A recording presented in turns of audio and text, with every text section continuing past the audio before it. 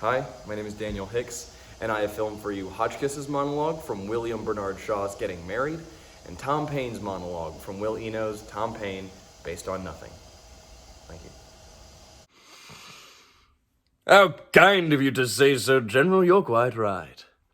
I am a snob. Well, why not? The whole strength of England lies in the very fact that the enormous majority of the English people are snobs.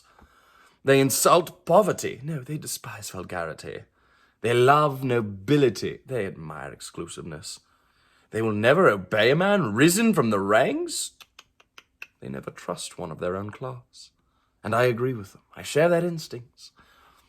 In my undergraduate days, I admit I was a Republican, a socialist. I tried hard to feel towards a common man as I do towards a duke. I tell you I couldn't. And neither can you. But why should we be ashamed of this aspiration towards what is above us? Why don't I say that an honest man's the noblest of work of God? Because I don't think so, that's why. If he's not a gentleman, I shouldn't let his son marry my daughter. And that's the test, mind, that's the test. You feel as I do. You are a snob in fact.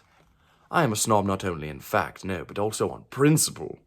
I shall go down in history, not as the first snob, but as the first avowed champion of English snobbery, and its first martyr in the army. The Navy boasts of two such martyrs in Captains Kirby and Wade, who were shot for refusing to fight under Admiral Benbow, promoted cabin boy. I've always envied them their glory.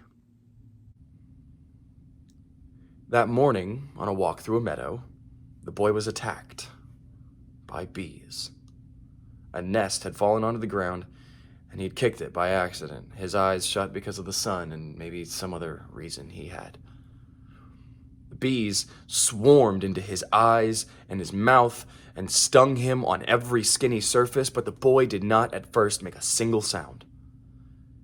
Poor thing didn't understand. He thought that he had done something wrong.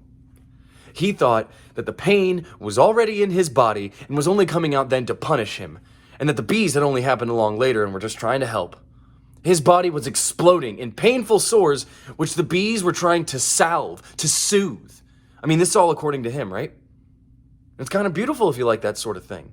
If you like the idea of a little boy desperately spreading stinging bees all over his bleeding body, desperately yelling, "Help me, bees, help!" and then putting his little swollen hand back into the hive for more.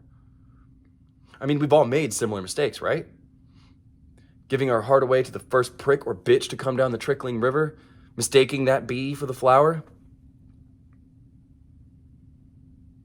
Anyway, the boy crawled enough away, and he lay there until evening.